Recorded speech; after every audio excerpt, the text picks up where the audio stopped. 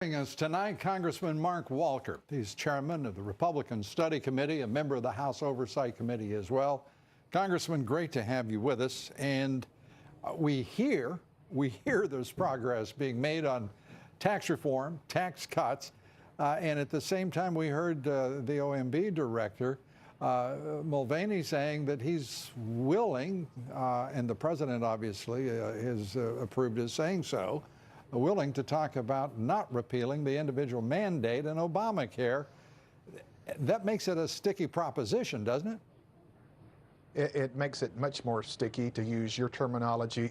It's very important. This is maybe our only one shot to be able to repeal a law. Think about this, a federal law, the only one on the books that literally requires American citizens to purchase a product from a private industry.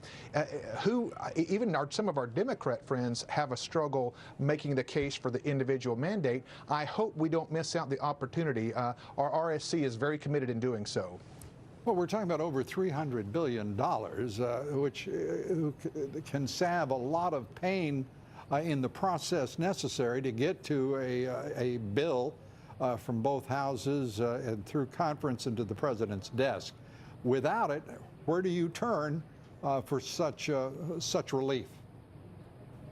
It's crucial that we get this done. You're exactly right. $340 billion over 10 years. It's a way that we can offset some of the tax reforms, the tax relief that we're offering. But it's very important philosophically, Lou, as some of our Democrat friends are pushing really hard against this. For 8 years under the Obama administration, in fact, he took $830 billion of the taxpayers' money to improve the economy. We went 8 years and never reached 3% growth. To anything close to that, you have to go back to the Great Depression, which was the 4 years longest term. Conversely, if you look at Ronald Reagan's era, we had 3% growth 6 of the 8 years, in 1 year even close to 7%. We are trying to say, hey, American people, here's your money back. You go improve the economy, as opposed to let's take more and see what the government can do. I believe we know the answer to that. I do, and it seems like there are other answers that are so obvious, or should be, to members of Congress who still resist this president, the idea of tax cuts and tax reform. I prefer just the expression tax cuts. That has a magical, sort of tinkle in the air to me. I love it. Yes. But the idea that this president has presided over the greatest increase in the equities markets. The Dow has never moved this high in what is 10 months of a presidency ever. He has done extraordinary things. We've got 2 consecutive quarters of 3% or 3% plus growth. This is cause and effect, and only a damn fool would see it otherwise. But we're blessed to have a lot of damn fools that associate with you there on Capitol Hill. So I don't understand. I was a pastor. I'm sorry?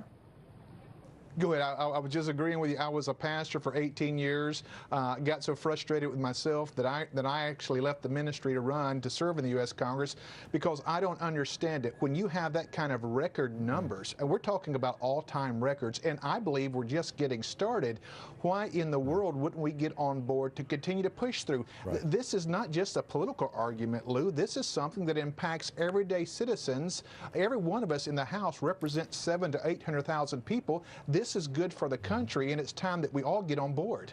You know, I don't want to accuse you of anything, but it sounds to me like you didn't get over that you're not a Reformed pastor. It looks to me like you were just going where the sinners were. Well, we'll make our own, I guess, statement as far as where the mission fields are in this country. Maybe D.C. is chief among that. But no, we're not trying to come across as holier than thou. But the point is this: the Democrats line up every single time there was a major issue. How many Democrats voted against Obamacare, the worst piece of legislation of mankind? Not a single one. But not only do we have 13, we had to pull some kind of kicking and screaming to get them across the finish line. This is one of the 2 major promises that we've made. And if we can get the individual mandate, maybe you get partial credit for repealing what I would call the central nervous system of Obamacare. This is a mandate. And here's the number.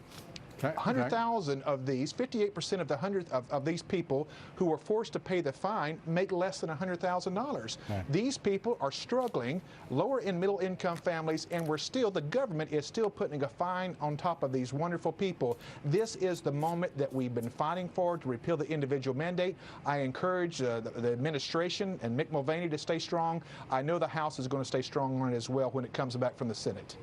Congressman, great to have you come with us tonight. Come back soon. We'll continue the discussion. I still think you're there just because of all those sinners. Thanks so much. Thanks, Lou. My privilege.